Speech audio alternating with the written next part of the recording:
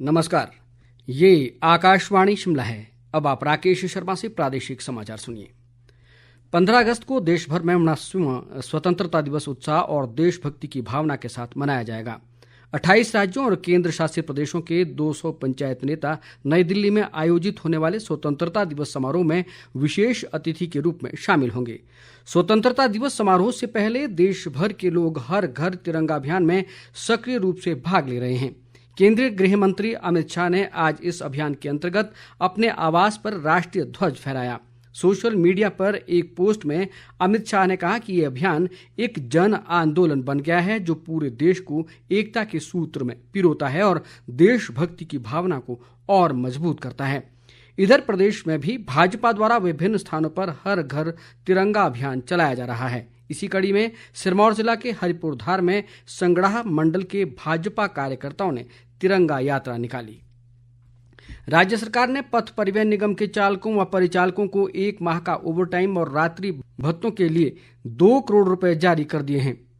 उप मुख्यमंत्री मुकेश अग्निहोत्री ने शिमला में कहा कि एचआरटीसी की चालक यूनियन की मांगों पर विचार करते हुए कई अहम निर्णय तत्काल लागू कर दिए गए हैं। केंद्रीय पंचायती राज मंत्री एसपी सिंह बघेल ने बताया कि हिमाचल प्रदेश में राष्ट्रीय ग्राम स्वराज अभियान के तहत अब तक कुल 2,28,422 प्रतिभागियों को प्रशिक्षण प्रदान किया गया है।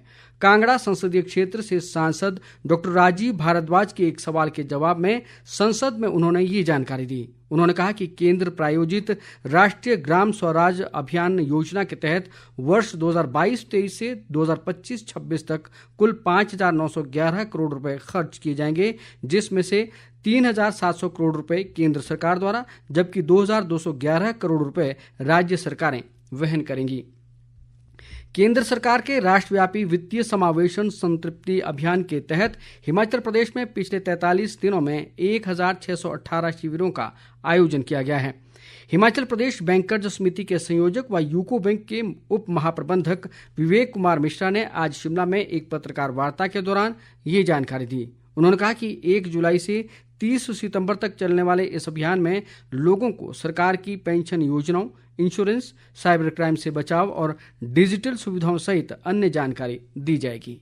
जो फाइनेंशियल इंक्लूजन सैचुरेशन प्रोग्राम है यानी कि वित्तीय समावेशन संतृप्ति अभियान है, इसका प्रमुख उद्देश्य यह है कि पंक्ति के आखिरी पायदान पे भी खड़े व्यक्ति है जो योग्यता रखता है उसको जो बेसिक सर्विसेज हैं, बैंकिंग सर्विसेज, सामाजिक सुरक्षा सर्विसेज और फाइनेंशियल सर्विसेज, हर तरह की सुविधाएं उसको मुहैया कराया जाए। सामाजिक सुरक्षा स्कीमों का वो लाभ उठा सके, साथ ही उसके आर्थिक ढांचे से जोड़ना, उसको उसके अंदर एक वित्तीय सूझबूझ प्रदान करना, साइबर जागरूकता के प्रति उसको अवेयर करना, ये भी इस कार्यक्रम का पार्ट है। इसके अंतर्गत ग्राम पंचायत लेवल पे हम बहुत सारे अभियान चला रहे हैं। आज विश्व अंगदान दिवस है। इसका उद्देश्य लोगों को अंगदान के महत्व के बारे में जागरूक करना और लोगों को अंगदान के लिए प्रेरित करना है। हिमाचल प्रदेश में भी state organ and tissue transplant organisation SOTTO की ओर से अंगदान जीवन संजीवनी अभियान चलाया जा रहा है।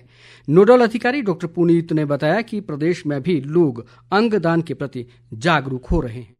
ऑर्गन डोनेशन के लिए गवर्नमेंट ऑफ इंडिया का काफी जोर है कि होना चाहिए, क्योंकि बहुत सारे लोगों के ऑर्गन्स फेल हो रहे हैं। इंडिया में 1% से लेस ऑर्गन ट्रांसप्लांट रेट है। सो एक आदमी कम से कम 50 लोगों की जिंदगी को बेहतर बना सकता है। हिमाचल में जागरूकता कम थी और हिमाचल में भी अब ये धीरे धीरे काफी जागरूकता बढ़ी है।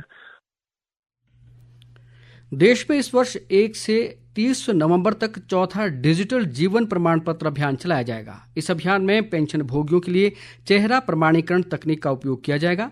कार्मिक, लोक शिकायत और पेंशन मंत्रालय ने आज एक बयान में कहा कि ये अभियान देश भर के 1,850 से अधिक जिलों, शहरों और कस्बों में चलाया जाएगा। ये अभियान पेंशन वितरण बैंकों, इंडिया पोस्ट पेमेंट्स बैंक, पेंशनभोगी कल्याण संघों, रेलवे, UIDAI और अन्य संस्थानों के सहयोग से चलाया जा रहा है। इसका उद्देश्य देश के सुदूर के क्षेत्रों में रहने वाले सभी पेंशन भोगियों तक पहुंचना है।